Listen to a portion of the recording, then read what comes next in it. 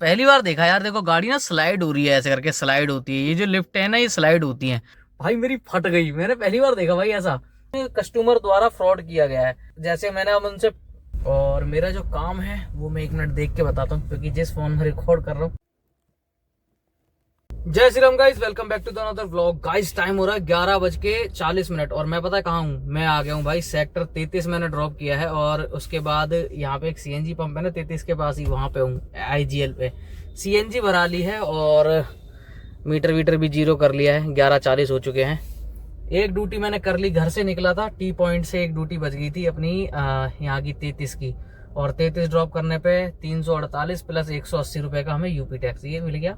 और फिर CNG VNG भरा ली। कल से यूज़ कर रहा हूँ वही सिलेंडर, एक ही सिलेंडर यूज़ करा कर लगा था। अभी 750 रुपये की सीएनजी आई है। सर्दियों में सही आ जाती है भाई सीएनजी, और चलती भी सही है।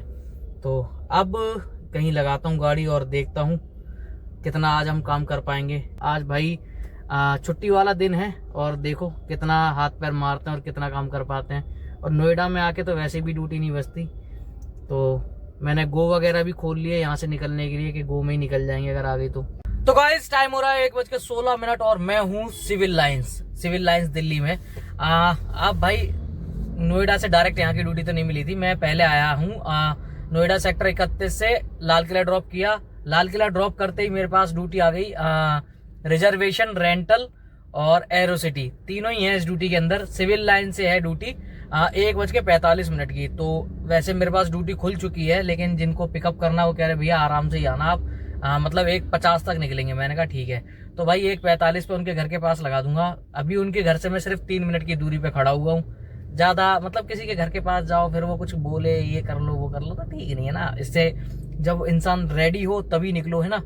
तो अभी इस बुकिंग में बस तीनों ये चीज मिल रही है कि हम एरो सिटी भी पहुंच जाएंगे। 2 घंटे की है रेंटल, तो हो सकता है कहीं रुकाना पड़े, वो जब होगा तब पता चलेगा। मैंने भाई पूछा नहीं, ठीक है। एरो सिटी पहुंच जाएंगे, रिजर्वेशन भी और रेंटल भी है, तीनों ही चीजें बुकिंग के अंदर भाई।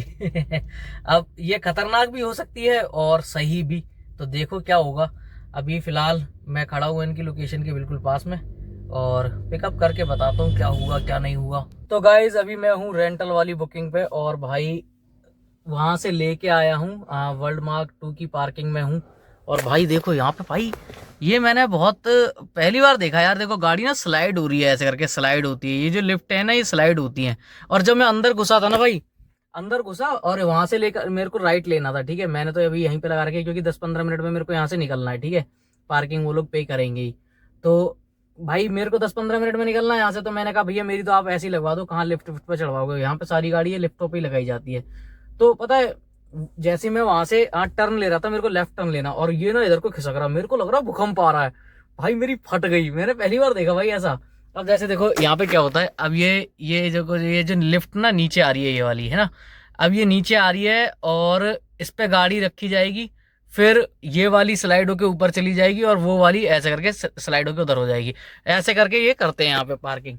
मतलब है तो देखो टेक्निकल अच्छी चीज है, ठीक है, लेकिन मेरी फट गई भाई। मैं क्योंकि एक, अब मान लो आप यहाँ से, अब आपको सीधे जाके आगे टक्कर पे बंदे रास्ता आपको लेफ्ट लेना है, और लेफ्ट से कोई चीज यूं आ रही है, और ये मतलब और दिखाई क्या दे रहा है, ये जैसे ये है ना इसका, ये जो बॉक्स टाइप गाड़ी के ऊपर ऐसे करके बॉक्स बना हुआ है, ये जैसे इधर देखो ये बॉक्स बना हुआ है ना ऐसे करके, ये बॉक्स ऐसे करके स्लाइड हो रहा धीरे धीरे धीरे धीरे। भाई मेरी तो चौक ले गई पूरी। और भाई देख रहे हो बाल कैसे हो रहे हैं भाई। आज सुबह पता है मैंने ना जेल लगा के बाल खड़े करे थे, बहुत मतलब मस्त लग रहे थे। और गाड़ी में बैठते बैठते थोड़े से बिखरे, और अब तो बिल्कुल ऐसे लग रहा है जैसे मैं 4-5 दिनों से नहाया ना हूं। तो गाइस एरो सिटी से आ गया हूं T1, ड्रॉप कर दिया है भाई। बालों को इग्नोर करना, आज ये मोर बने हुए हैं, ये नहीं मानने मेरी बात। तो अभी T1 पे ड्रॉप कर दिया। इसमें मेरे को 1100 कुछ रुपए मिल गए हैं। पार्किंग अलग से वहां की थी। मेरे को लगा यार पार्किंग बड़ी महंगी होगी यहाँ की, है ना। लेकिन पार्किंग पता है कितने की थी? 30 रुपए की, मात्र 30 रुपए घंटे है यार, बड़ी सस्ती पार्किंग है। जिस हिसाब से वो लग रहा था गाड़ियों ऊपर नीचे वो लोग कर रहे थे, 30 रुपए पार्किंग, मैं भाई शॉक्ड था। पर जो भी है भाई, हमें तो भाई 30 रुपए दे दिए। मतलब इन्होंने मेरे को 50 रुपए दिए, 30 तो नहीं। और बाकी इनकी पेमेंट ऑनलाइन थी, 1100 कुछ रुपए के थे, और वो मेरे को मिल गए हैं। अब जा रहा हूँ मैं पार्किंग में लगाने। मेरे पास पिन भी आ गया। जैसे ही मैंने इनको ड्रॉप किया, राइड कंप्लीट करके OTP डाला, वो राइड एंड वाला OTP होता है ना इंटरसिटी, वो सॉरी रेंटल में, तो वो डाला, और वैसे ही मेरे पास लाइन, ये सीधे गाड़ी अंदर लगाने का ऑप्शन आ गया। तो अभी जा रहा हूँ फटाफट से गाड़ी अंदर लगाता हूँ और देखते हैं यहाँ से कहाँ की किस्मत खुलती है अपनी। तो गाइस टाइम हो रहा है 9:20 और भाई एयरपोर्ट से मेरे को ड्यूटी मिली 5:15 के आसपास 4 मूर्ति के पास की। और भाई 4 मूर्ति ड्रॉप करने पे मेरे को पता है कितने पैसे मिले? भाई हैरान हो जाओगे सुन के। भाई एयरपोर्ट से कम से कम वहां तक के मेरे को मिलने चाहिए थे 1700-1800 रुपए, और जो बिल बनना चाहिए था वो 2000 से प्लस का, और बिल बना 1300 रुपए का। ठीक है, 1300 रुपए में से उबर की अपनी पार्किंग कट गई, 800 कुछ रुपए मेरे को दिए, और भाई 180 रुपए का यूपी टैक्स दिया।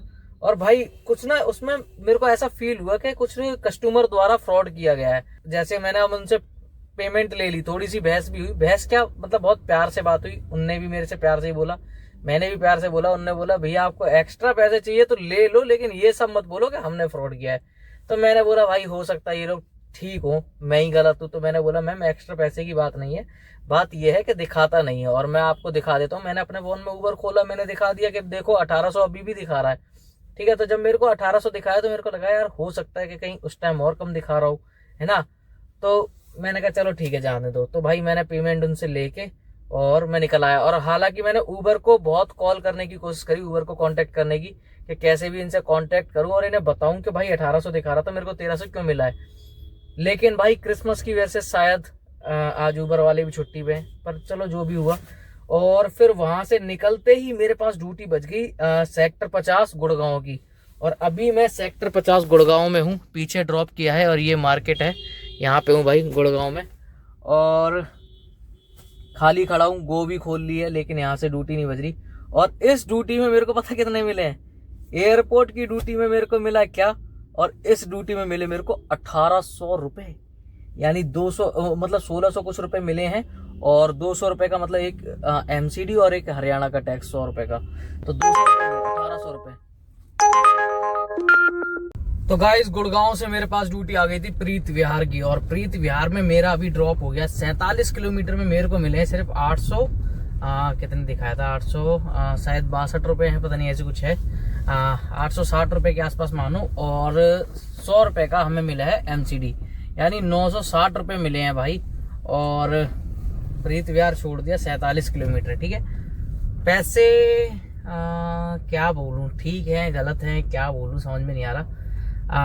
वैसे अगर देखा जाए तो कमी है, कम से कम 1100-1200 रुपये होने चाहिए थे, लेकिन ठीक है यार, टाइम नहीं लगा।